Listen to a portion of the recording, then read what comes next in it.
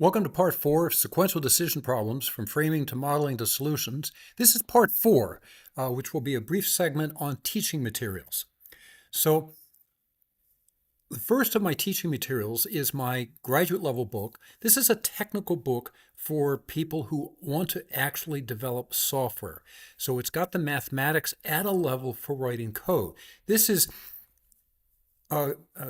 several steps past the framing. This is where the framing has already been done, the modeling has largely been done, and now you actually have to develop and implement the algorithms. By the way, when I taught this book at Princeton, I had 50 graduate students from 10 different departments. So even though this is technical, it's written for a fairly broad but technical audience. Now, this second book is one that I'm very excited about. I wrote this for an undergraduate course. The book uses a teach-by-example style.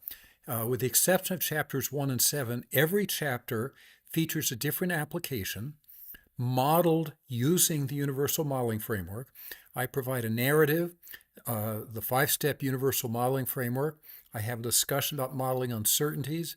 Then I talk about policies that might be appropriate for a particular problem. The problems will walk you through all 4 classes of policies. In fact, that happens by the time you're done with chapter 6, and chapter 7 will pause and look back on the first 6 chapters and pull things together. Now, I'm very excited about this book. This is the book written for the framing process. There is no mathematics. It is designed to help you answer 3 questions. What are the metrics? What are the decisions? What are the uncertainties? I use a lot of applications. It's not a teach-by-example style, but it's general concepts using a wide range of applications. This is available on Amazon Kindle for $5. Now, I'm going to be developing a series under the heading of Bridging Decision Problems. These other volumes, which will be coming out over the coming months, are more technical. So this is where there will be math modeling because I think that it adds clarity.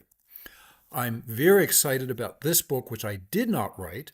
It's written by 2 friends of mine, Adam DeJohns and John Elam, called The Decision Factory. It's written in the same conversational style as The Goal. So it's in a setting of a business trying to make complex decisions with uncertainty and implement different tools. It focuses on communicating the idea of policies. It's written entirely within my framework of the Universal Modeling Framework. So this should be appearing in March of 2026. Now, I am looking forward to developing teaching materials. I don't think this will be a book. I think this should be a web page of case studies. I think that the style of the Universal Modeling Framework poses questions, so the framing process, that could contribute to pretty much any business case. So anytime you take a business case, the case is trying to do something better.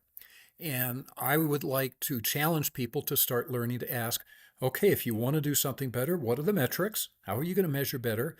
What are the decisions, which is how do you improve things?